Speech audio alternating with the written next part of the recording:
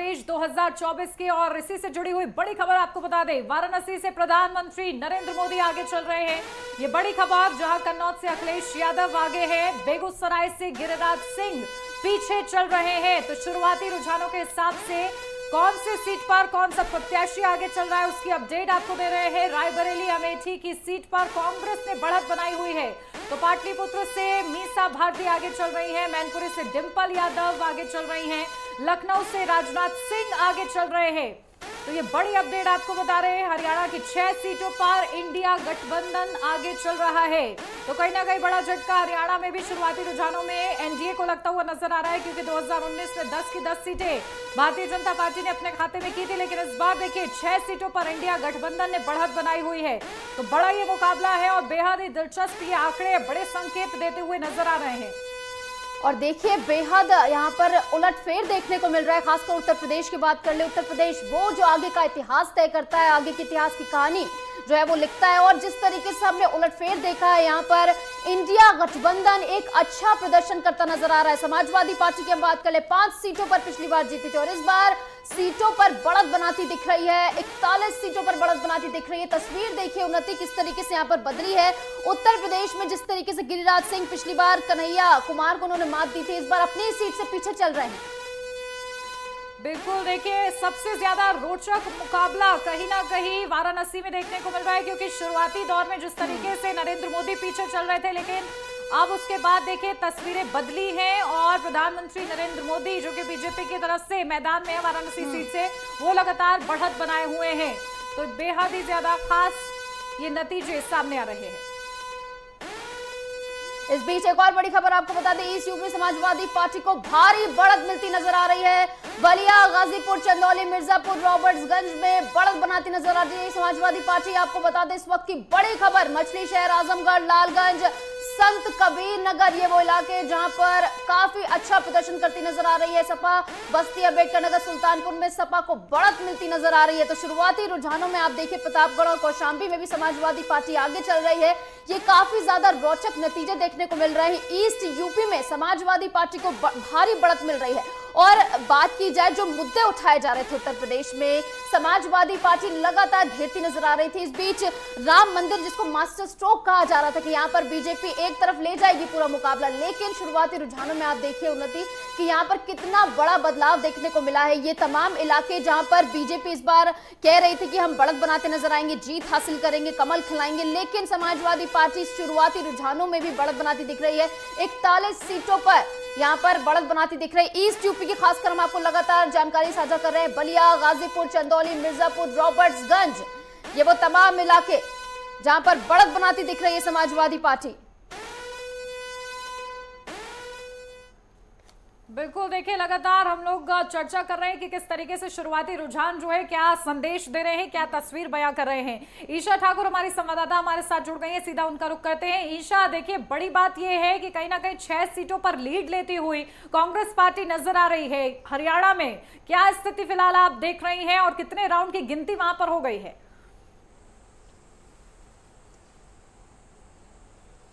देखिए बिल्कुल, यहाँ पर ये ज़रूर कह सकते हैं कि हरियाणा के पूर्व मुख्यमंत्री और नेता प्रतिपक्ष भूपेंद्र सिंह हुड्डा का सिक्का चला है। जिस तरीके से उन्होंने अपने खेमे के नेताओं को यहाँ पर टिकट दी है, और वही जो नेता हैं यहाँ पर कांटे की टक्कर देते हुए नजर आ रहे हैं, क्योंकि हमने देखा है कि हरियाणा में जो गुटबाजी है, सबसे पहले प्राथमिकता क्या रहेगी? देखिए मेरी जो प्राथमिकता है वो जो हमारा जो शीर्ष नेतृत्व है, उनका जो विजन है वो इम्प्लाई करना।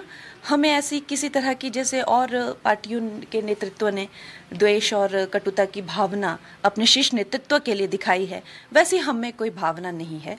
हम ऐसा नहीं सोचते कि हम ही हम हैं, ना ही आई थिंक उस तरह की कटुता और द्वेष जब किसी में होता है, और ज़्यादा बहुत हद से ज़्यादा ईर्ष्या जब किसी में होती है शीर्ष नेतृत्व के प्रति, तब फिर ऐसी बातें आती है कि 2 गज ज़मीन भी नहीं मिली या 1 गज ज़मीन भी नहीं मिली। तो हम ऐसे नहीं हैं। हम उनके जो हैं एजेंडाज जो हैं, हमारे शीर्ष नेतृत्व के जो एजेंडा हैं, वो भारतवर्ष में पूरी जगह लाएंगे। और जैसे ही यहाँ पर भारतीय जनता पार्टी की सरकार प्रदेश में आएगी, हम वो 2 गज ज़मीन भी दिलाएंगे और उसमें भी हम कोई कमी नहीं छोड़ेंगे। तो जैसे मैंने कहा, सब को बता दिया है प्रशासन को, बहुत तरतीब से तमाम चीज़ों को देख रहे हैं और बस यही है कि जनता का फैसला है, शाम तक आ जाएगा। जो भी आगे चल रहे हैं, गुड़गांव क्षेत्र की जनता आगे चल रही है।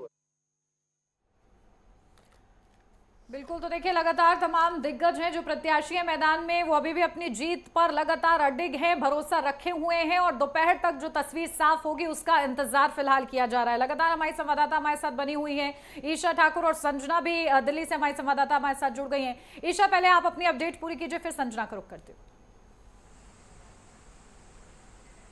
बिल्कुल, देखिए अगर हम हरियाणा की बात करें तो पूर्व मुख्यमंत्री भूपेंद्र सिंह हुड्डा कह चुके हैं कि उनका ये अंतिम चुनाव है और इसके बाद अक्टूबर में विधानसभा चुनाव होने हैं। टिकटों का जब बंटवारा हुआ था तो भूपेंद्र सिंह हुड्डा पर जो दूसरा खेमा है सुरजेवाला गुट है, जो उनकी तरफ से कई आरोप लगाए गए थे कि अपने खेमे के नेताओं को इन्होंने टिकट बांटी है और यहाँ पर उनका सिक्का चला है। गुड़गांव से उन्होंने अपने मित्र को यहाँ पर टिकट दिलवाई। अगर हम बात करें गुड़गांव सीट की, केंद्रीय मंत्री राव इंद्रजीत के साथ सीधा मुकाबला राज बब्बर का है। राज बब्बर भूपेंद्र सिंह हुड्डा के मित्र हैं, उन्हें टिकट दिलवाई और 37,000 की वो लीड यहां पर ले चुके हैं। अगर रोहतक की सीट की बात करें तो रोहतक की सीट लगभग पक्की हो चुकी है। कांग्रेस के खाते में जाती हुई 70,000 से लीड यहां पर कर चुके हैं दीपेंद्र सिंह हुड्डा, जो कि हरियाणा से एकमात्र कांग्रेस के राज्यसभा सांसद है।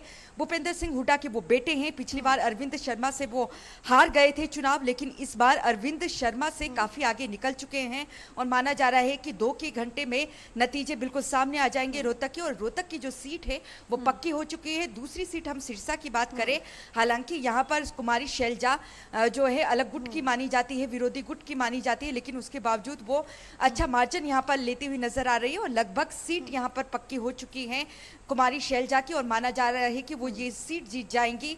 अशोक तंवर को बीजेपी ने यहाँ पर चुनाव मैदान में उतारा था, हालांकि वो बीजेपी से नेता नहीं रहे हैं। पहले वो कांग्रेस में थे, कांग्रेस के प्रदेश अध्यक्ष भी रहे, उसके बाद आम आदमी पार्टी में आए और आम आदमी पार्टी से सीधे भारतीय जनता पार्टी में वो आए।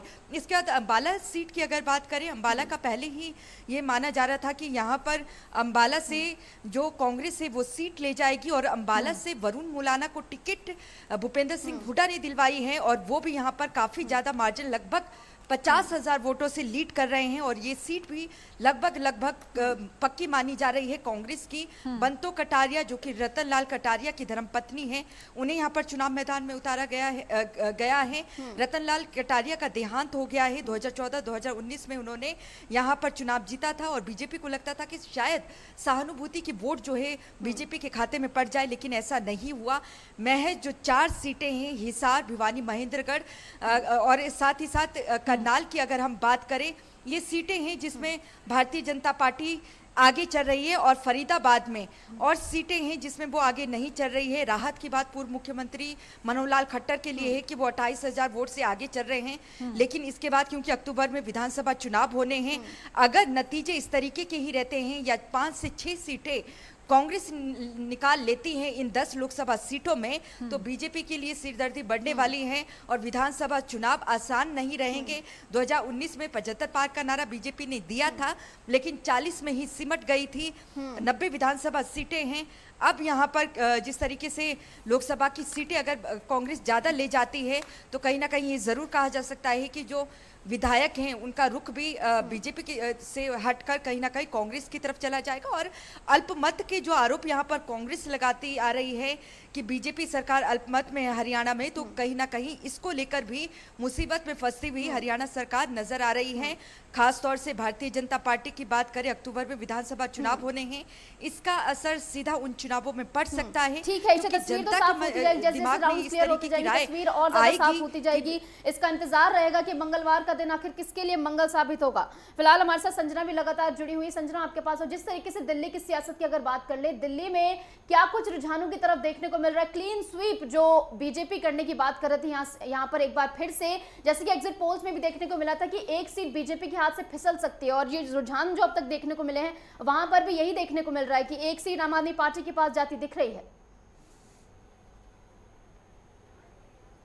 जी बिल्कुल, देखिए अगर हम बात दिल्ली की करें तो दिल्ली में कहीं ना कहीं इंडी गठबंधन जो था वो काफ़ी ज़ोरों शोरों से अपनी बातों को आगे रख रहा था, और जिसमें कि ये देखने को मिला है कि 6 आउट ऑफ 1 का रेशियो कहीं ना कहीं इंडी गठबंधन ने बीजेपी के साथ टक्कर लेते हुए निकाला है। लेकिन अगर बात की जाए दिल्ली की, तो दिल्ली में क्योंकि अगर हम देखें तो 7 सीटें टोटल हैं, तो 7 सीटों में अगर हम देखें तो बीजेपी के जो उम्मीदवार हैं, चाहे अगर हम बात करें मनोज तिवारी की जो कि उत्तर पूर्व से खड़े हैं, वो कन्हैया कुमार को बहुत ही अच्छी टक्कर देती हुए नजर आ रहे हैं, जिसमें उन्होंने 15,005 वोटों से 15,505 कुछ वोटों से वो जो है वो बढ़त बनाए हुए हैं। इसके अलावा अगर हम बात करें बांसुरी स्वराज की जो कि नई दिल्ली से हैं, वो भी 5,000 कुछ वोटों से बढ़त बनाए हुए हैं। उसके अलावा अगर हम बात करें योगेंद्र चंदौलिया की जो कि आपके नॉर्थ वेस्ट से आते हैं, तो वो भी 16,000 कुछ वोटों से बढ़त बनाए हुए हैं। इसके अलावा कमलजीत सहरावत वेस्ट से वो भी 17,000 कुछ वोटों।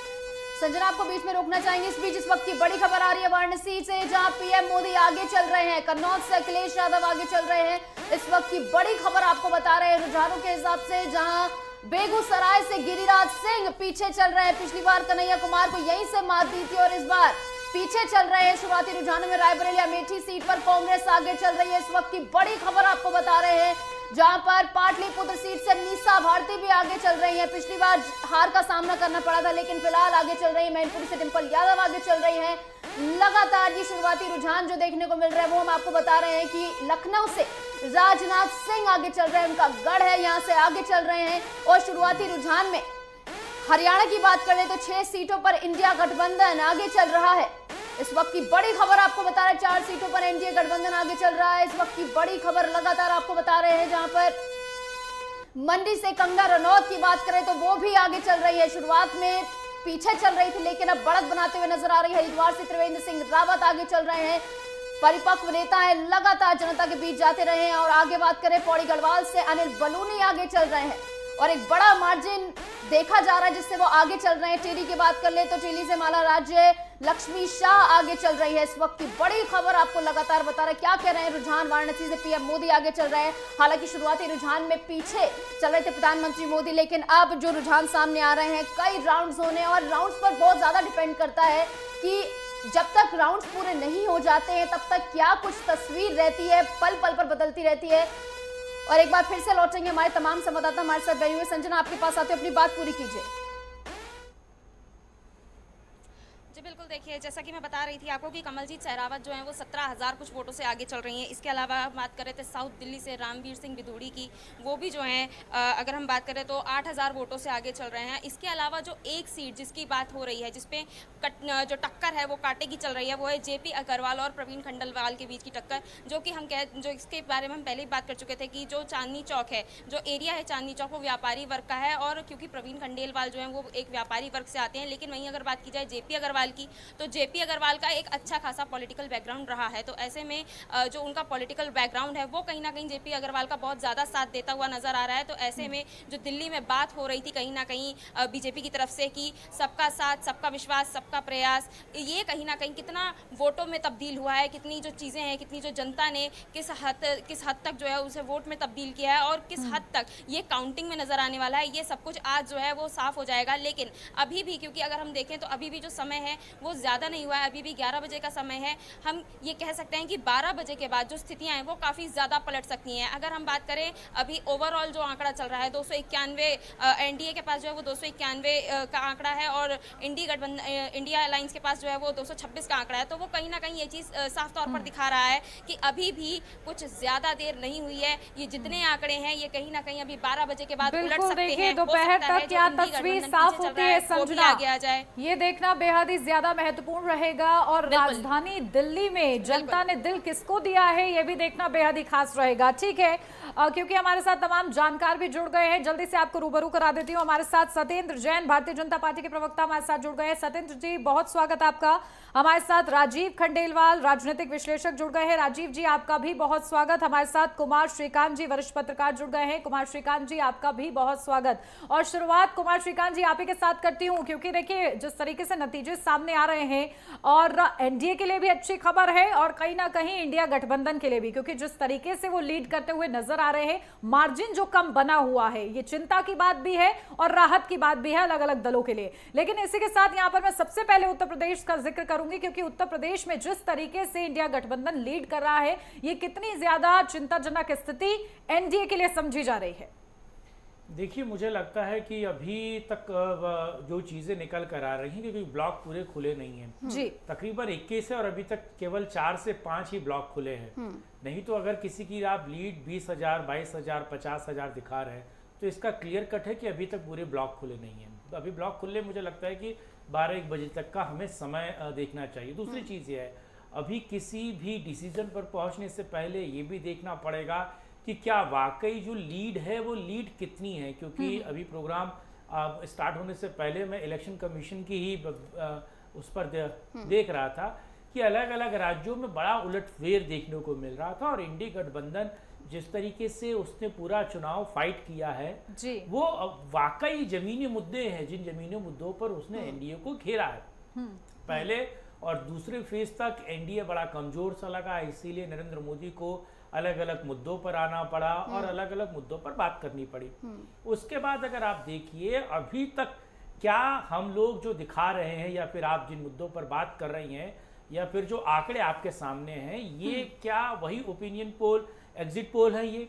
अगर यही ओपिनियन और एग्जिट पोल है तो मुझे लगता है कि उससे 180 डिग्री बिल्कुल हम अलग हैं इस वक्त आंकड़ों में। लेकिन सबसे महत्वपूर्ण ये है कि अभी वक्त है और जो चीजें शुरुआती दौर में निकल कर आई, और देखिए जब बैलेट पेपर खुलता था तो आप हमेशा देखती थी कि बीजेपी बढ़त बनाती थी जी, बैलेट पेपर में बीजेपी एक सबसे बड़ी पार्टी के तौर पर उभरती थी। लेकिन बैलेट पेपर में आपने देखा कि नरेंद्र मोदी भी माइनस गए हैं, पिछड़े हैं। जी, जी। तो क्या ये एक ऐसी आशंका है, कुछ ऐसा निकल कर आने वाला है जिसको लेकर उम्मीद नहीं थी या फिर किसी ने सोचा नहीं था? क्या जमीन पर इंडी गठबंधन बेहतर लड़ा है, ये अलग विषय है। लेकिन मुझे लगता है कि अभी किसी भी निष्कर्ष पे पहुंचने से पहले हमें 12 साढ़े 12 बजे तक का इंतजार करना चाहिए, क्योंकि जब तक हाफ निकल जाएगा, यानी कि 21 या 20 में से हाफ से अपन यानी कि वो सारी चीजें निकल जाएंगे, टॉप अप हो जाएगा, तो उस वक्त हम किसी मुद्दे पर बात करने लायक होंगे। लेकिन अभी जो रुझान आ रहे हैं वो ये जरूर बता रहे हैं कि इंडी गठबंधन ने बेहतर चुनाव लड़ा है और खासतौर से यूपी जो सत्ता का रास्ता दिखाता है, मार्ग प्रशस्त करता है, वहां अगर समाजवादी पार्टी इतना बेहतर चुनाव लड़ रही है और कांग्रेस जिसका वोटर नहीं था, फुट सोल्जर्स नहीं थे, क्या समाजवादी और कांग्रेस का गठबंधन बेहतर हुआ है? क्या वो वोट ट्रांसफर हुआ है? अगर हुआ है तो उसका एक तरीके से जो सीटें बेहतर निकालती हुई कांग्रेस और समाजवादी दिख रहे हैं, ये अच्छा है, बेहतर है, विपक्ष के लिए बेहतर है और मुझे लगता है कि बीजेपी एनडीए के लिए भी बेहतर है, अच्छा विपक्ष मिलेगा उनको। बिल्कुल कुमार श्रीकांत जी, इस बार तस्वीर तो बिल्कुल उलटफेर देखने को मिली। जिस तरीके से एग्जिट पोल में हमने देखा कि एक तरफा मुकाबला जाता हुआ दिख रहा था, लेकिन शुरुआती रुझान जो अब तक देखने को मिल रहे हैं, इसमें तस्वीर कुछ और देखने को मिल रही है। आपके पास आते हुए सत्येंद्र जैन जी, और उत्तर प्रदेश को ही आपके पास लाते, उत्तर प्रदेश वो है जो आगे की कहानी लिखता है, ऐसा माना जाता है उत्तर प्रदेश के बारे में। और शुरुआती रुझान में आप देख रहे हैं समाजवादी पार्टी आपको बड़ी चोट देती दिख रही है, क्या कुछ कहना आपका इस पर, शुरुआती रुझानों पर? देखिए, शुरुआती रुझान है, अभी आप ही ने कहा कि 12 बजे के बाद, और कई सारी जगह पर जो लीड हो रही है वो कुछ थोड़े वोट्स की है, ज्यादा नहीं है, तो आगे पीछे ट्रेलिंग हो रही है, तो उसके बाद उससे रहेगा। अभी दिल्ली का ही देख रहा था एक सीट का, तो उसमें 1 वोट से अभी हमारे प्रत्याशी आगे हो गए। अब सातों की सातों सीटें हम पे भाजपा आगे चल रही है। आपने स्वयं बताया कि शुरुआत में मोदी जी का बनारस में पीछे थे, लेकिन अब तो बड़ी लंबी लीड उनकी भी हो गई है। तो इस प्रकार से चलता रहता है अभी, और 12 साढ़े 12 बजे की स्थितियां क्लियर होती है। और देखिए, जिस प्रकार से बहुमत तो हमारा आ ही चुका है, अब हमें और आगे बढ़ाना है। और निसंदेह मैं तो ये कहता हूँ अभी आने दीजिए, 370 का तिलक इस भगवान रूपी जनता ने किया है। और जिस प्रकार से चाहे वो मध्य प्रदेश हो, उत्तर प्रदेश हो, मध्य प्रदेश में तो पहली बार 29 की 29 सीटों पर ही भाजपा आगे चल रही है। और गुजरात में, सूरत में तो हमारा श्री गणेश पहले ही हो गया, तो एक तरह से अकाउंट हमारा खुल ही गया था पहले ही। अब कांग्रेस जरूर जो स्वतंत्रता के पश्चात इतनी पुरानी पार्टी है, लेकिन वो घुटनों के बल आ गई। उनका प्रत्याशी मध्य प्रदेश में इंदौर से बाहर हो गए, नामांकन वापस ले लिया, और समाजवादी और इंडिया अलायंस के प्रत्याशी जो थे 2-2 बार या उन्होंने अखिलेश जी ने प्रत्याशी बदला, लेकिन वो भी प्रत्याशी भाग खड़े हुए और उनका नामांकन निरस्त भी हुआ, तो ना वो सुप्रीम कोर्ट गए, जा सकते थे सुप्रीम कोर्ट तक। तो कुछ खबर आपको बता दें, हरियाणा में बीजेपी को बड़ा झटका लगा है। 10 सीटों में से 4 सीटों पर बीजेपी आगे चल रही है। इस वक्त की बड़ी खबर आपको बता रहे हैं, बड़ी अपडेट, जहां पर 6 सीटों पर कांग्रेस आगे चल रही है। हरियाणा से ये तस्वीर निकलकर फिलहाल सामने आ रही है, जहां हरियाणा में बीजेपी को बड़ा झटका। 2019 का अगर जिक्र करें तो 10 की 10 सीटें अपने नाम की थी भारतीय जनता पार्टी ने, लेकिन इस बार देखिए 4 सीटों पर बीजेपी आगे है, 6 सीटों पर कांग्रेस आगे चल रही है। हालांकि शुरुआती रुझान है ये, लेकिन बड़ा संकेत देते हुए नजर आ रहे हैं और दोपहर तक क्या तस्वीर साफ होती है देखना बेहद ही ज्यादा महत्वपूर्ण रहेगा। फिलहाल हरियाणा में बीजेपी पीछे चल रही है। 4 सीटों पर बीजेपी को बढ़त है महज, लेकिन 6 सीटों पर कांग्रेस आगे बढ़ती हुई नजर आ रही है। तो बड़ी खबर हमने आपको बताई, लगातार आपको तमाम अपडेट्स बता रहे हैं किस तरीके से हरियाणा में बीजेपी जो पिछली बार क्लीन स्वीप करती नजर आई थी, इस बार रुझानों में जो है पीछे चल रही। 10 सीटों में से 4 सीटों पर बीजेपी आगे चल रही है, 6 सीटों पर कांग्रेस बनाती दिख रही है। यहाँ पर इस वक्त की बड़ी खबर आपको लगातार बता रहे हैं, जिस बीच हमारे साथ हमारे तमाम जानकार भी जुड़े हुए हैं और लाइव तस्वीरें भी हम आपको दिखा रहे हैं कांग्रेस के मुख्यालय से, जहां पर एक जश्न का माहौल देखने को मिल रहा है। सभी के चेहरों पर एक खुशी यहां पर देखने को मिल रही है। रुझान जिस तरीके से देखने को मिल रहे, पवन खेड़ा आप देखिए, एक खुशी देखने को मिल रही है उनके चेहरे पर। और जिस तरीके से एग्जिट पोल जो निकलकर सामने आए थे उसको लेकर काफी नाराज नजर आ रहे थे, लेकिन अब ये तस्वीरें आप देखिए जिसमें बेहद खुश नजर आ रहे हैं तमाम जो बड़े दिग्गज नेता हैं कांग्रेस के।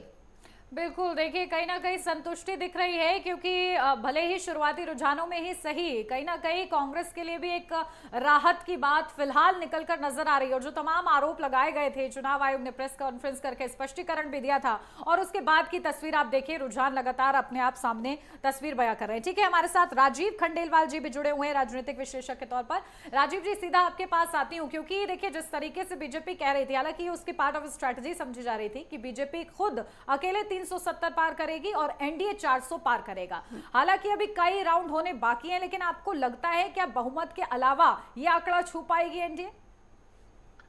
देखिए, यदि आप एग्जिट पोल की बात करें जी, जहां 400 के आसपास सब लगभग आंकड़े बताए जा रहे थे और पोल में 370 का एवरेज बताया जा रहा था, यदि वो बात सही होती तो 2 घंटे में, जैसे अब 3 घंटे हो गए हैं और 2 घंटे के अंदर ही वो सेटल हो जाता चुनाव परिणाम की दिशा में जा रहा है।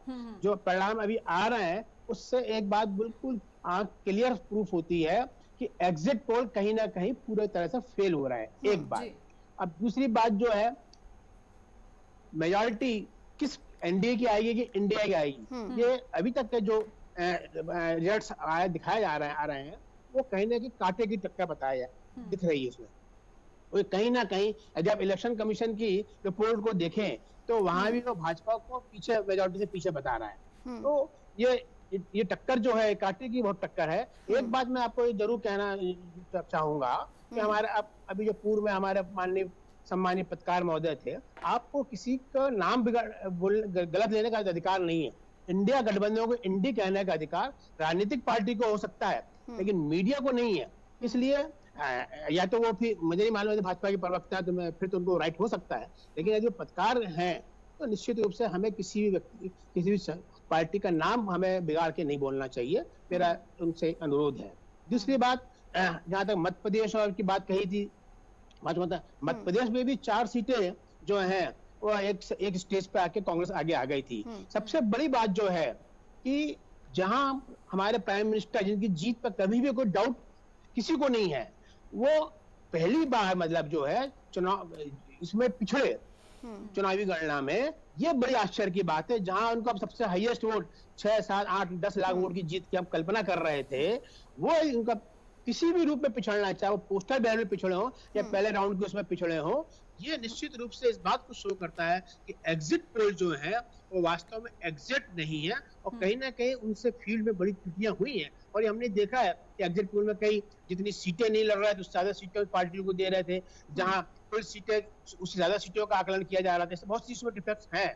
तो इसलिए हमें अभी सिर्फ अब ये अभी तक का जो आकलन आ रहा है, इससे अभी पोजीशन मुझे लगता है कि कम से कम अभी 2 घंटे अभी आपको वेट करना पड़ेगा, क्योंकि ये लड़ाई जो दिख रही है, कांटों की लड़ाई दिख रही है। कोई भी अभी पार्टी जो है वो सरकार बनाने की स्थिति में हो सकती है, लेकिन ज्यादा चांसेस जरूर निश्चित रूप से वो एनडीए के ही दिखते हैं।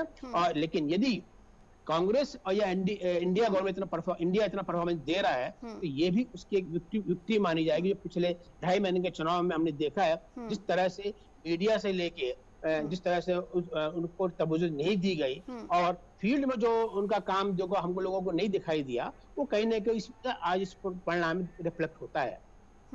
जी ठीक है राजीव जी, लगातार हम आपको बता रहे हैं। और बात इस बार ये है कि बीजेपी के लिए जीत की बात नहीं थी, बीजेपी के लिए प्रतिष्ठा की बात थी, क्योंकि बीजेपी 370 की बात कर रही थी, 400 का टारगेट सेट कर रही थी। फिलहाल लगातार रुझान क्या कह रहे हैं वो हम आपको बता रहे हैं। बहुत बहुत शुक्रिया आप सभी का हमारे साथ जुड़ने के लिए। इस बीच रुक रहे हैं छोटे से ब्रेक के लिए, लौटेंगे कुछ ही देर में।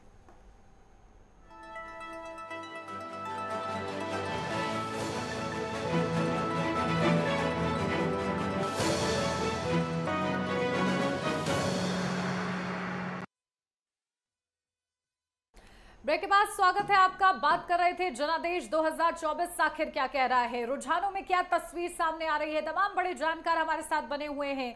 हमारे साथ मुकेश त्यागी जी, भारतीय जनता पार्टी के प्रवक्ता, हमारे साथ जुड़ गए हैं। मुकेश त्यागी जी, आपका भी बहुत स्वागत। और शुरुआत आप ही से कर लेती हूँ, क्योंकि देखिए जिस तरीके से रुझान सामने आ रहे हैं, कितनी संतुष्टि आप लोग देख रहे हैं फिलहाल इन शुरुआती रुझानों में अपने लिए।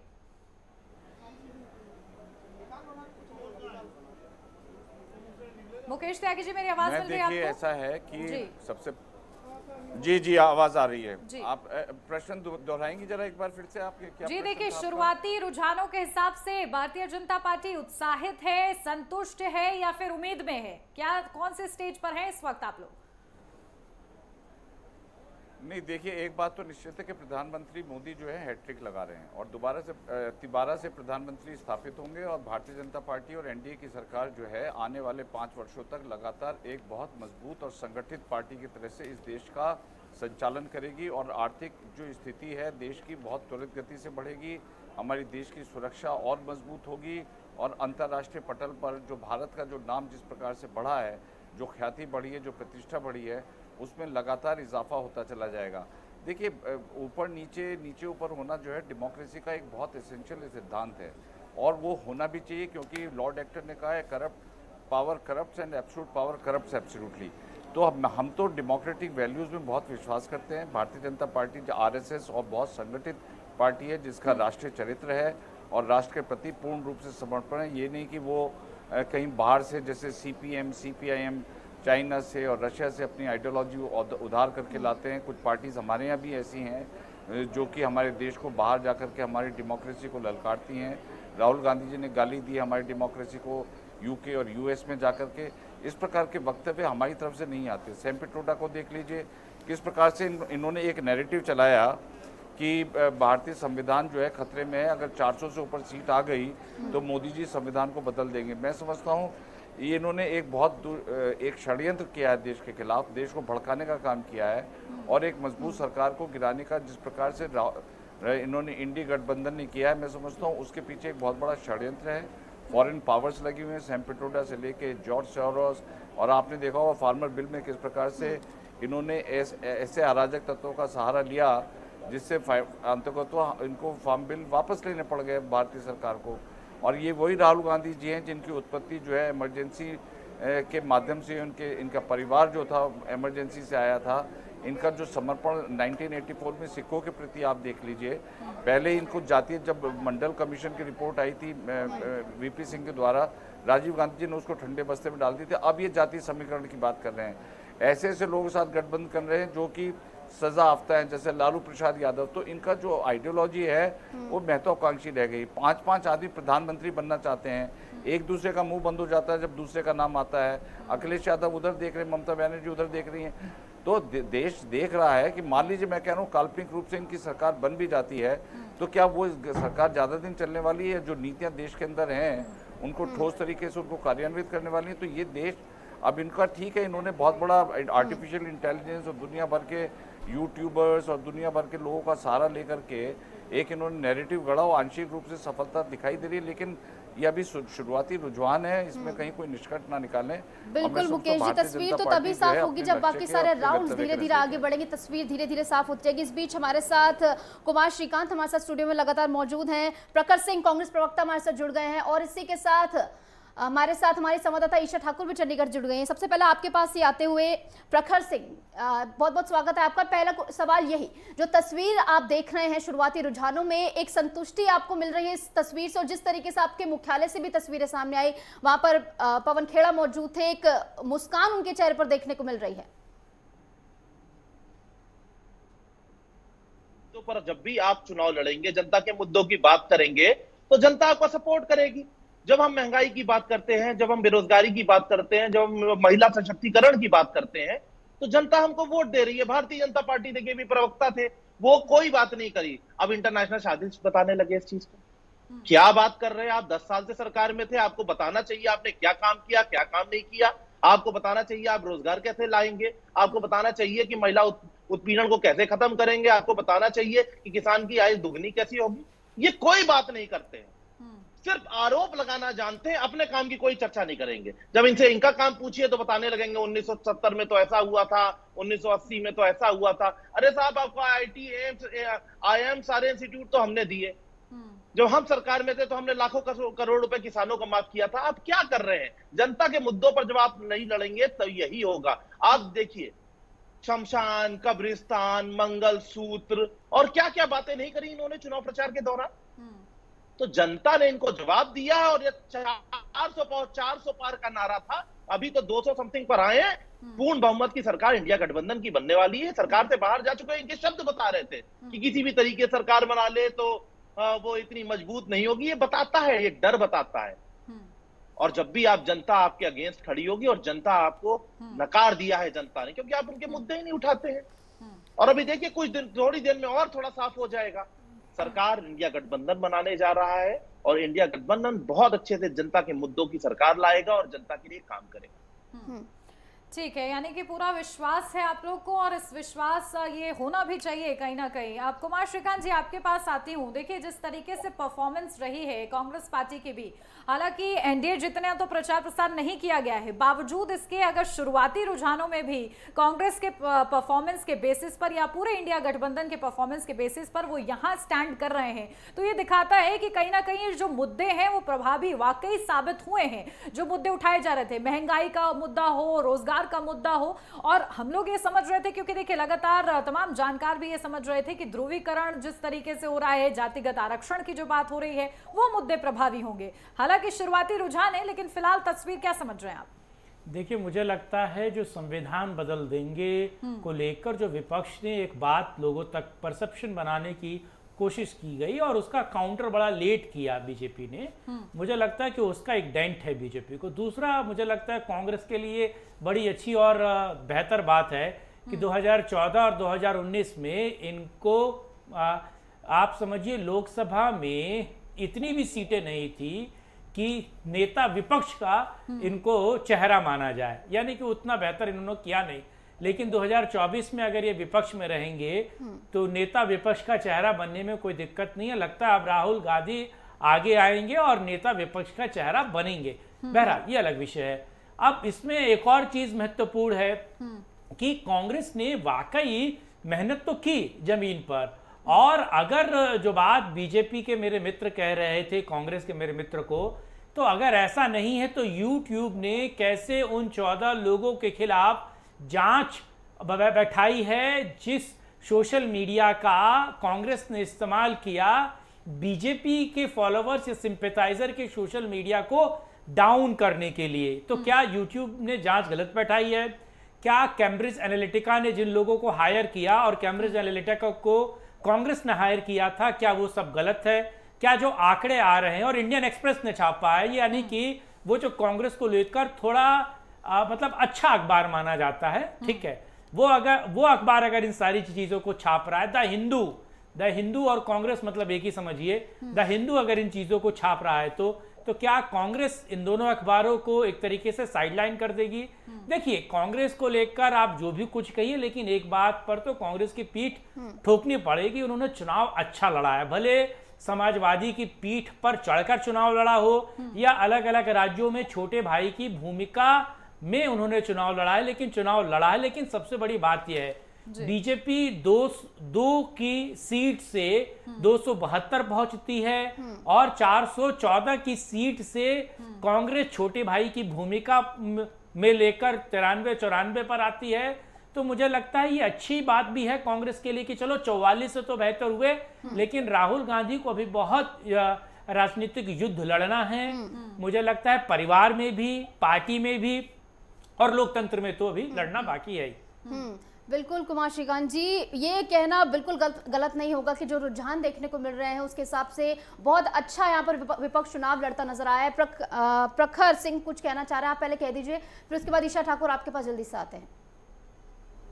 देखिए, अब राजनीतिक वरिष्ठ पत्रकार हैं, इनके मगर कुछ चीजें हैं जो मुझे सही नहीं लगी। इन्होंने कहा हिंदू मतलब कांग्रेस पार्टी, इंडियन एक्सप्रेस मतलब कांग्रेस पार्टी। मुझे लगता है कि ये बिल्कुल ये शब्दावली ठीक नहीं है। दूसरी चीज देखिए, अगर कोई अपोजिशन की जरा सी बात कर दे भाई, तो क्या पत्रकारिता का क्या काम है? पत्रकारिता का काम है कि अपोजिशन और गवर्नमेंट दोनों की बात करना। गवर्नमेंट कहीं गलत है तो गवर्नमेंट के खिलाफ लिखना, यही तो पत्रकारिता का काम है। तो उसमें मुझे लगता है कोई टैग कर दे कि इतने बड़े इंस्टीट्यूशन, मुझे लगता है कोई भी IAS PCS का बच्चा तैयारी करता है तो वो 2 हिंदू जैसे अखबार को जरूर पढ़ता है, उसके कोर्स में बताया जाता है। तो मुझे लगता है ये शब्द इनके ठीक नहीं है, इस पर मुझे आपत्ति है। दूसरी चीज, कांग्रेस पार्टी शुरुआत से, आप हमारा मैनिफेस्टो उठा लीजिए, हमारा एक वक्तव्य उठा लीजिए, एक वक्तव्य में हमने सिर्फ और सिर्फ बेरोजगारी की बात करी है। हमने कहा है रोजगार कैसे युवा को दिया जाएगा। गवर्नमेंट का यही तो काम है, ऐसी पॉलिसीज बनाना कि ज्यादा से ज्यादा रोजगार मिले, ज्यादा से ज्यादा किसानों को उनकी आय का पैसा मिले, यही तो गवर्नमेंट का काम है। भारतीय जनता पार्टी इन सब की किसी की बात नहीं कर रही थी। आप देखिए, संविधान बदलने की बात किसने करी? भारतीय जनता पार्टी के सांसदों ने। अरे 400 पार आ जाएंगे तो आप कौन सा संविधान बदलना चाह रहे थे? आप आरक्षण खत्म करना चाह रहे थे क्या? तो जब ये स्वयं ऐसी बातें करते हैं तो उसका जवाब कुछ भी बोले। अब मोदी जी को डायरेक्ट भगवान का अवतार बता दिया गया। मतलब कि कोई व्यक्ति कह रहा है कि मुझे शक है कि मैं कैसे पैदा हुआ हूं। ये भी आज तक कभी सुना था इससे पहले आपने? किसी ने बोला हो कि अपने आप का अवतार बताने लगे? तो जनता देख रही, जनता ने आपको जनादेश इसलिए दिया है कि आप पॉलिसीज बनाए, काम करें। हर सांसद को एक निधि मिली है, सांसद निधि को क्षेत्र के डेवलपमेंट के लिए लगाए। देखिए, अभी नतीजों से पहले तक आप लोग चुनाव आयोग को भी कितने आरोप लगा रहे थे। अब शुरुआती रुझान के बाद आप लोग की भी कहीं ना कहीं जुबान जो है बदली हुई से नजर आ रही है। चलिए, बेहतर बात है। नहीं, इसका भी जवाब मैं दे दे रहा हूं। ईवीएम को क्लीन चिट मिल गई लगता है। हमने इतनी सारी शिकायतें करी और उसका निस्तारण चुनाव खत्म होने के बाद चुनाव आयोग ने उसका जवाब दिया। तो ये क्वेश्चन की बात है और क्वेश्चन उठाना तो हमारा काम है ना साहब। कहीं कुछ होगा हम जनता के, लेकिन देखिए, उन्होंने चुनाव आयोग ने भी कहा कि भाई आप इल्जाम लगाइए, वो मंजूर करेंगे, लेकिन सिर्फ उनकी शर्त इतनी है कि सबूत तो दीजिए। जयराम रमेश ने कहा था कि 150 जिलाधिकारियों को फोन करके धमकाया गया है। खैर, चलिए, मुकेश त्यागी जी आपके पास आती हूँ, क्योंकि देखिए भारतीय जनता पार्टी पर जिस तरीके से ये कहा जा रहा है कि आप लोगों ने जो एक मोनोपोली चलाना चाहिए या तानाशाही का, क्योंकि सबसे ज्यादा आप लोगों पर आरोप लगता है, उसका क्या ये खामियाजा है जो शुरुआती रुझान कह रहे हैं? नहीं, देखिए, सबसे पहली बात तो यह है कि विपक्ष ने जो है बहुत गैर जिम्मेदाराना रोल अदा किया है। हमारे सारे इंस्टीट्यूशन को इन्होंने लगातार गालियां दी हैं। अब आप ये देखिए कि इनकी ईवीएम के ऊपर जो है, इनके मुंह में जो है दही जम गई है। अब ईवीएम की आलोचना करना बंद कर दिया इन्होंने। और अगर अभी चुनावी जो निष्कर्ष हैं वो पलट जाएं तो फिर ये ईवीएम को गालियां देने लगेंगे। अब यहाँ चलिए, ठीक है, अब अच्छी बात है, अब वो नहीं जिक्र कर रहे हैं तो उसको लेकर इंस्टिगेट मत कीजिए। चलिए, और जिस तरीके से समाजवादी पार्टी सुप्रीमो ये कहते नजर आए थे कि अगर हार गए तो हाथ से बात निकल जाएगी। चलिए, अपनी बात पूरी कीजिए। खत्म हो नहीं, मेरी बात कर रहे थे वो भी। जी, बोलिए, अपनी बात पूरी कीजिए। ठीक है, चलिए शायद मुकेश त्यागी जी से हमारा संपर्क टूट गया है। कुमार श्रीकांत जी, पहले तो आप कुछ कहना चाह रहे थे और इसी के साथ एक और सवाल मेरा रहेगा, क्योंकि जिस तरीके से हम लोग देख रहे हैं जो परंपरागत सीटें रही हैं उसमें भी बड़ा बदलाव देखने को मिल रहा है, और जिस तरीके से जीत को लेकर एक बड़ा दावा किया जा रहा था, अमेठी का यहाँ मैं जिक्र करूंगी, स्मृति ईरानी पीछे चल रही है क्योंकि उन्होंने ललकारा था इसी सीट से कि राहुल गांधी हार के डर से कहीं ना कहीं रायबरेली शिफ्ट हो गए हैं, लेकिन अब वो खुद ही शुरुआती रुझानों में पीछे चल रहे हैं। देखिए, एक तो एंटी डेमोक्रेटिक लगता है मुझे जब आप किसी सीट को किसी पार्टी या किसी परिवार का कह देते हैं। मुझे लगता है कि लोकतंत्र में कोई सीट किसी की पार्टी, किसी परिवार की बाप की बपौती नहीं होती। दूसरा ये है, मेरा मानना है कि अगर बेहतर चुनाव अमेठी में स्मृति ईरानी ने लड़ा 2019 में, राहुल गांधी भागे वायनाड गए, और अभी भी बेहतर चुनाव अमेठी में स्मृति लड़ रही हैं। वो बात अलग है कि अभी जो चीजें निकल कर आ रही हैं वो स्मृति के लिए बेहतर निकल कर नहीं आ रही, लेकिन सबसे महत्वपूर्ण ये है कि अगर इतना ही वहां पर कांग्रेस को वेल एंड गुड का फैक्टर नजर आ रहा था तो राहुल गांधी क्यों नहीं लड़े? क्यों एक क्रच में जब माँ अपने बच्चे को छोड़ने जाती है, ऐसे डायलॉग सोनिया गांधी ने रायबरेली में क्यों कहा कि मैं अपने बच्चे को आपको सौंप रही हूँ? क्या वो बच्चा अमेठी में फिट नहीं बैठ पाया था? उस बच्चे को रायबरेली छोड़ना पड़ा। दूसरा, रायबरेली और वायनाड से अगर राहुल गांधी जीत जाते हैं दोनों से, तो वायनाड तो छोड़ने वाले नहीं, तो रायबरेली वालों ने जो वोट दिया वो वोट का क्या होगा? सिफर रहेगा नतीजा। दूसरा ये है, महत्वपूर्ण यह है कि अच्छा चुनाव लड़ा है इंडी गठबंधन ने। फिर मैं इंडी कह रहा हूं क्योंकि मामला सुप्रीम कोर्ट और हाई कोर्ट में है, मैं इंडिया जैसा शब्द नहीं दे सकता। तो अगर यह मामला चल रहा है तो महत्वपूर्ण यह है कि कांग्रेस अच्छा चुनाव लड़ रही है, लेकिन कांग्रेस अभी भी ये सोच रही है कि जो चुनाव उसने लड़ा है वो उसके कारण है। नहीं, कांग्रेस में टॉप अप हुआ है। कांग्रेस में जितने क्षेत्रीय दल हैं उन्होंने कांग्रेस को दिया है, बरस कांग्रेस ने कुछ खास क्षेत्रीय दलों को नहीं दिया है। अब उत्तर प्रदेश में 17 में से अगर 5 सीटें भी आप निकाल लेते तो मुझे बताइए कैडर कहां है? आपके तो चुनाव लड़ने के लिए लोग नहीं मिल रहे थे। आपने मजबूरी में जिन लोगों को हायर किया या जिन लोगों से मजबूरी में चुनाव लड़वाया और समाजवादियों ने आपके लिए बेहतर चुनाव का प्रबंधन किया, तो आपको मुझे लगता है कि श्रेय देना चाहिए अखिलेश को। और मुझे तो सबसे बड़ी समस्या ये लग रही है कि अब 2024 के बाद एक बड़ा चेहरा अखिलेश यादव होंगे तो क्या राहुल गांधी की राजनीतिक जमीन खिसकती हुई नजर आएगी? क्योंकि विपक्ष का चेहरा अखिलेश अच्छे होंगे, और अखिलेश अगर उत्तर प्रदेश में या बेहतर जगह पर घूम के, ये क्षेत्रीय दलों के उभार का समय है। मैं देख रहा हूं जहां तक अगर टीएमसी अच्छा कर रही है, समाजवादी अच्छा कर रही है, तो अखिलेश राहुल गांधी से बेहतर चेहरा होंगे। मुझे लगता है देश की राजनीति के लिए ये अच्छा भी है, और अब समय कांग्रेस के लिए ये भी है कि वो प्रियंका को आगे लाए, क्योंकि प्रियंका अगर चुनाव लड़वाती तो ये 296 का जो आंकड़ा आप एनडीए को देख रहे हैं, हो सकता है ये आंकड़ा -+ भी हो सकता था, क्योंकि प्रियंका राहुल से बेहतर भाषण देती है, लोगों से संवाद उनका अच्छा है, जुड़ाव उनका अच्छा है, तो अखिलेश और प्रियंका की जोड़ी बेहतर कर पाती। लेकिन अब बहरहाल वो तो अब 29 में देखा जाएगा, लेकिन अभी के लिए तो अगर यही है परिणाम, तो ऐसे परिणाम, क्योंकि अब चलिए ईवीएम को क्लीन चिट मिल गई है, तो ऐसी चीजों को अपने माथे लगाइए, और जनता जनार्दन का ये आशीर्वाद है, आशीर्वाद पर अब क्या कहा जा सकता है। ठीक है कुमार श्रीकांत जी, और प्रखर सिंह जी हमारे से जुड़े हुए लगातार कुछ कहना चाहते हैं। तमाम बातें जो कुमार श्रीकांत जी ने कही कि अगर आपको पता था कि आप अमेठी से जीत रहे हैं तो वहां से क्यों राहुल गांधी ने शिफ्ट किया? और दूसरा सवाल ये, जिस तरीके से समाजवादी पार्टी लीड बनाती नजर आ रही है, इससे साफ ये तस्वीर जनता के सामने पेश हो रही है कि कांग्रेस पार्टी से राहुल गांधी, जिन्हें आप पीएम बनाने का सपना देख रहे हैं, वो एक सपोर्टिंग रोल में जाते जा रहे हैं समाजवादी पार्टी के। देखिए, ऐसा है, बहुत सारे लोग ये सुबह से सोच के आए थे कि एग्जिट पोल के हिसाब से वो एक्चुअली सोच और पढ़ के आए थे, मगर अब आंकड़े तो कुछ और निकल आए, तो उनके पास कुछ रह नहीं गया है बोलने के लिए। तो क्या है, अब आरोप लगा दो कि भैया वो यहां से क्यों नहीं चुनाव लड़ रहे। हम कहां से चुनाव लड़ेंगे, कहां से नहीं लड़े चुनाव नहीं लड़ेंगे, हमारे नेता कहां से चुनाव लड़ेंगे? ये कांग्रेस पार्टी का इंटरनल विषय है, इसमें कोई और बताने वाला कौन होता है? अमेठी से हमारे 40 साल पुराने कार्यकर्ता श्री केएल शर्मा जी चुनाव लड़ रहे हैं और स्मृति ईरानी जी को हरा रहे हैं। अब इसमें भी आपको क्वेश्चन है तो भाई क्वेश्चन का तो कोई जवाब नहीं है। भाई कांग्रेस पार्टी शुरुआत से बेरोजगारी, महंगाई की बात कर रही है, किसानों की बात कर रही है, जो जनता के मुद्दे उठाएगा जनता उसको सपोर्ट करेगी। अब इसमें जो हमारा इंडिया गठबंधन है, बहुत सारे लोगों तो इंडिया बोलने में, अरे भाई कोर्ट का आदेश नहीं आया है अभी कि इंडिया गठबंधन ना बोला जाए। अगर इंडिया को आप आई डॉट करके भी बोल सकते हैं, मगर कुछ लोग बिल्कुल वो है कि कुछ अलग बोलना ही है, हमको तो खिलाफ ही बोलना है।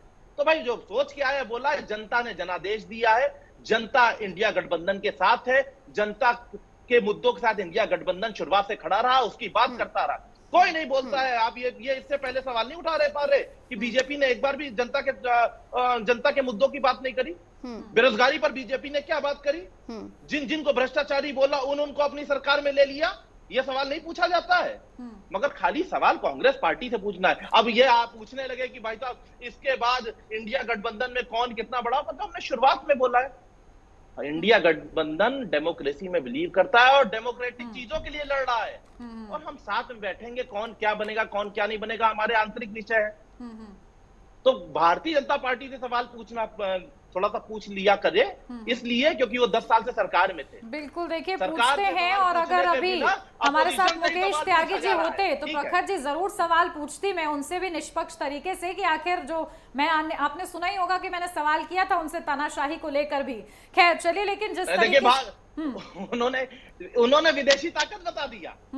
मतलब कि अगर जनता उनके खिलाफ वोट कर रही तो उसमें विदेशी ताकतों का हाथ होगा। प्रखर सिंह जी, इस बात में देखिए आप बोलते हुए देखिए इसलिए भी अच्छे नहीं लग रहे हैं क्योंकि नतीजों से पहले देखिए क्या तस्वीर थी, ये सबको पता है किस तरीके से आप लोग टूट पड़े थे बिल्कुल चुनाव आयोग के ऊपर। नहीं तस्वीर क्या, हम तो शुरुआत से बोल रहे हैं, जिस दिन से ये एग्जिट पोल आए थे अभी मेरे साथ प्रवक्ता जुड़े थे कांग्रेस पार्टी के, कह रहे थे कि चुनाव आयोग सो रहा था और अब देखिए रुझान आ रहे हैं उनके फेवर में, तो कह रहे अब जगा हुआ है भाई। हाँ, तो अपने हिसाब से कि अगर अपने लिए सही हो रहा है तो फिर सब बढ़िया है, क्योंकि अभी प्रवक्ता मेरे साथ जुड़े थे, सुनिए तो जरा प्रखर जी, वो कह रहे थे कि चुनाव आयोग सो रहा है। अब बताइए। नहीं, चुनाव आयोग जब बात नहीं सुने तो क्या उन्होंने हमारी जितनी भी एक दिन पहले तक सो रहा है और फिर तुरंत जग जाता है, ये थोड़ा जरा समझ से परे है। खत्म हो गया, चुनाव पूरा खत्म हो गया, मोदी जी यहाँ पर मंगलसूत्र की बात करते रहे, मोदी जी हिंदू मुसलमान करते रहे। देखिए पीछे तो कोई भी नहीं रहा है प्रखर जी। अब आज देखिए जनता को रिपोर्ट कार्ड देने दीजिए, आज वाद विवाद में नहीं जाते। प्रखर जी सुनिए, तो आज वाद विवाद में नहीं जाते क्योंकि आज जनता रिपोर्ट कार्ड पकड़ा देगी। हमारा भी काम है आप सभी से सवाल पूछना, हम भी कोई अपनी तरफ से कमेंट नहीं देना चाहते, हम चाहते हैं कि जनता रिपोर्ट कार्ड लाए, उसके आधार पर फिर हम सवाल करेंगे। ठीक है, ईशा ठाकुर हमारे साथ लगातार बनी हुई है। ईशा, क्या तस्वीर फिलहाल हरियाणा से सामने आ रही है? जिस तरीके से 4 और 6 का रेशियो वहां पर बनता हुआ नजर आ रहा है, कितने राउंड की गिनती हो गई है, कितना इंतजार और होगा कि हरियाणा की तस्वीर जो है पूरी तरीके से क्लियर हो?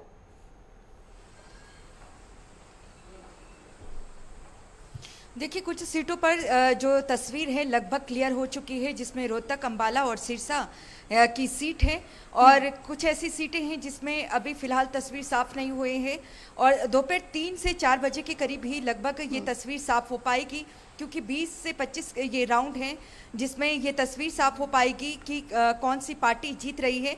लेकिन जिस तरीके से लीड यहाँ पर रोहतक सीट में, सिरसा सीट में और अंबाला सीट में कांग्रेस की तरफ से ली गई है, उससे लगता है कि जो ये सीटें हैं ये कांग्रेस के खाते में ही जाएगी। और वहीं दूसरी तरफ अगर हम बात करें कुरुक्षेत्र की, जिसमें इंडिया गठबंधन के उम्मीदवार, आम आदमी पार्टी के उम्मीदवार सुशील गुप्ता आगे चल रहे थे, अब वहां पर नवीन जिंदल आगे चल रहे हैं जो कि बीजेपी के उम्मीदवार हैं।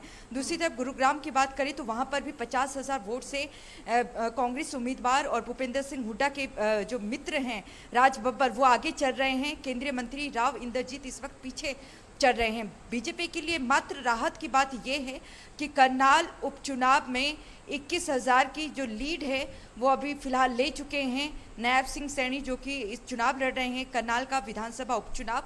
और दूसरी तरफ अगर हम करनाल लोकसभा चुनाव की बात करें तो उसमें भी करीब 30,000 वोट की लीड यहाँ पर करनाल से पूर्व मुख्यमंत्री मनोहर लाल खट्टर, जिन्हें उम्मीदवार घोषित किया गया है, वो यहाँ पर लेते हुए नजर आ रहे हैं। तो ऐसे में ये क्या है, क्योंकि अगर हम सोनीपत सीट की भी बात करें तो वहाँ पर कांग्रेस और बीजेपी के बीच में जो टक्कर देखने को मिल रही है उसमें लीडिंग जो मार्जिन है वो करीब 5,000 वोट का ही है। तो अब इंतज़ार करना होगा, लेकिन इसी के साथ ये ज़रूर कहा जा सकता है कि 8 बजे से पहले तक जिस तरीके से ईवीएम और चुनाव आयोग के ऊपर लगातार आरोप लगाए जा रहे थे, बीजेपी पर भी ये कहा जा रहा था कि चुनाव आयोग तो बीजेपी की कठपुतली है, ईवीएम पर धांधली बीजेपी की तरफ से ही 2014 में की गई, 2019 में की गई और अब भी की जाएगी। लेकिन अब जिस तरीके के नतीजे आ रहे हैं उसको लेकर कांग्रेस और आम आदमी पार्टी और जो विपक्ष पार्टियां हैं उनके खेमे में जश्न का माहौल है। लेकिन इंतजार करना होगा जो अंतिम परिणाम है उसका, क्योंकि जो नेता अभी आगे चल रहे हैं उसमें कुछ राउंड में वो पीछे भी आ रहे हैं। तो ऐसे में अगर हम चंडीगढ़ सीट की भी बात करें तो यहाँ पर मार्जिन मात्र 5,000 सीट का है। मनीष तिवारी भले ही इस वक्त आगे, अब मार्जिन तो घटता बढ़ता रहेगा, ये लगातार अपडेट्स भी हम देते रहेंगे। तमाम जनता हमारे साथ जुड़ी हुई है और स्क्रीन पर नजरें सबकी टिकी हुई हैं कि कौन कहां से आगे कौन कहां से पीछे चल रहा है। कुमार श्रीकांत जी हमारे साथ मौजूद है। कुमार श्रीकांत जी, बात तो ये थी ना, प्रतिष्ठा की बात थी, 282 सीटें, फिर 303 सीटें और इस बार 370 सीटें। जीत की बात नहीं थी, बात थी प्रतिष्ठा की। और जिस तरीके से कांग्रेस के बारे में कहा जा रहा था कि इस बार एक डबल डिजिट में ही सिमट जाएगी, 2014 में 44 सीटें जीती थी, 19 में आके 52 सीटें हो गई। इस बार कहा जा रहा था कि इस बार भी डबल डिजिट में सिमट जाएगी, लेकिन जो भी रुझान देखने को मिल रहे हैं ट्रिपल डिजिट टच करती नजर आ रही है कांग्रेस इसमें। नहीं, इसमें देखिए कांग्रेस तो अच्छा कर ही रही है। मैंने पिछले अपने वक्तव्य में बताया कि कांग्रेस में एड ऑन हुआ है जो इंडी गठबंधन का I.N.D.I.A. का जो वोट है वो कहीं ना कहीं उसने उसको एक तरीके से फायदा ही पहुंचाया। लेकिन दूसरा सबसे महत्वपूर्ण है, कांग्रेस बेहतर कर रही है और मैं मानता हूं कि 370 बीजेपी नहीं कर रही है और 300 प्लस भी नहीं जा रही है। पिछले बार वाला 303 का आंकड़ा भी नहीं पहुंचा अगर अभी के इसको देखा जाए 296 के। लेकिन मेरा मानना है कि 1 बजे तक चीजें और बेहतर होंगी, 12:30 बजे तक। लेकिन महत्वपूर्ण इसमें 2 चीजें हैं। आप कह रहे हैं कि साहब मतलब बीजेपी ने बेहतर चुनाव नहीं लड़ा, कांग्रेस ने बेहतर चुनाव लड़ा, तो आखिर YouTube क्यों उन लोगों पर जांच बैठा रहा है जिन लोगों ने एक छोटे से चैनल को जो कांग्रेस सिंपैथाइजर था उसको लाखों व्यूज दिए और जिस YouTube चैनल के सब्सक्राइबर ही लाखों थे वो हजारों में व्यूज लेकर आ रहा है किसी प्रोग्राम को लेकर। तो आप कैम्ब्रिज एनालिटिका को पैसा देते हैं, कैम्ब्रिज एनालिटिका चलिए 15 साल बाद ही सही कुछ आपके लिए बेहतर कर पाई। दूसरा महत्वपूर्ण इसमें एक और बात है, बीजेपी को अब समझना चाहिएगा। अब मुझे लगता है कि बीजेपी वाले इस बात को बेहतर समझेंगे कि बीजेपी कख कर ले, कुछ भी कर ले, मुस्लिम उसको वोट देने वाले नहीं है। तो मेरा मित्र अब्बास, नरेंद्र मोदी के शायद मुझे लगता है कि देश के प्रधानमंत्री को शायद थोड़ी बहुत अक्ल आई होगी और बीजेपी को भी अक्ल आई होगी कि अब्बास बचपन का मेरा मित्र और मुस्लिम कितना भी कर ले। और खास तौर से मैं आपको बताऊं, क्योंकि कल मैं देख रहा था 3 से 4% किसी राज्य में भी मुस्लिमों ने बीजेपी को वोट दिया है, बाकी सीधे वो इंडी के साथ गए हैं। तो क्या आप जिन लोगों के वोट से आपकी सरकार बनती है, यानी कि जो आपके काडर है, जो आपका वोटर है, जो आपको 297 की टैली तक पहुंचा रहा है, आप 5 साल उसकी उपेक्षा करते हैं, 4 साल 360 दिन आप उसकी उपेक्षा करते हैं और चुनाव से 5 दिन पहले आप हिंदू मुस्लिम कहते हैं। यानी कि 4 साल आपको उन अपने काडर जो राष्ट्रवादी हिंदू हैं उनकी आपको कोई मतलब सुध लेने की अपेक्षा नहीं। आप मुस्लिम तुष्टिकरण करते हैं जैसे कांग्रेस करती है, बल्कि कांग्रेस से ज्यादा आप मुस्लिम को फायदा पहुंचाने की बात करते हैं। वो मुस्लिम जो आपको वोट नहीं देते, तो मैं सीधा मानता हूं राजनीति इसी तरीके से होती है। जो आपका वोटर है अगर आप उसको प्रसन्न नहीं कर सकते, देखिए चाणक्य ने कहा है वो राजा अपने मित्रों को पारितोषिक नहीं दे सकता और अपने शत्रुओं को दंडित नहीं कर सकता, उस राजा का सत्ता में बने रहना बड़ा मुश्किल होता है और ये सच भी है। तो नरेंद्र मोदी और बीजेपी को सोचना चाहिए। कहीं ना कहीं तुष्टिकरण की राजनीति से कुछ भी हासिल होने वाला नहीं है, ये सबसे ज्यादा महत्वपूर्ण होता है। बहुत शुक्रिया आप सभी का हमारे साथ जुड़ने के लिए और इस चर्चा में इतने अच्छे तरीके से विश्लेषण करने के लिए। तो देखिए दोनों ही खेमों में लड्डू बनकर तैयार हो गए हैं, किसको खाने का मौका मिलता है और किसको केवल देख के संतोष करना होगा, ये देखना महत्वपूर्ण रहेगा। फिलहाल यहाँ रुकते, छोटे से ब्रेक के लिए जल्द हाजिर होते हैं।